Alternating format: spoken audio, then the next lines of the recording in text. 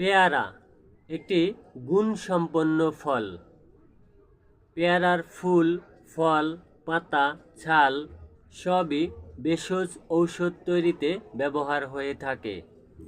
চোখে বা চোখের আশেপাশে ঘা হলে পেয়ারার কিছু ফুল কিছু গরম পানিতে ভিজিয়ে রেখে সেই জল দিয়ে ঘা ধুয়ে ফেললে ঘা তাড়াতাড়ি সেরে যায়।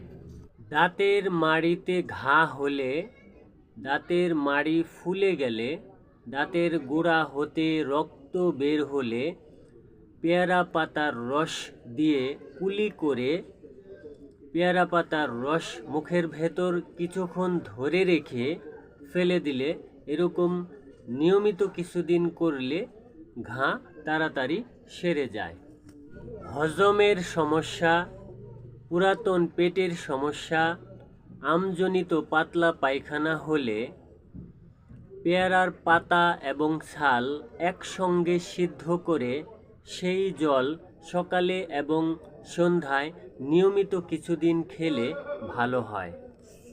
শিশু এবং বালকদের পুরনো পেটের সমস্যায় 10টি পেয়ারার পাতা এবং 10টি পেয়ারার ফুল থেতো করে 1 কাপ জলে রাতে ভিজিয়ে রেখে সকালে ছেঁকে কিছু পরিমাণ 1 ঘন্টা পর পর নিয়মিত কিছুদিন খেলে ভালো হয়ে যায়।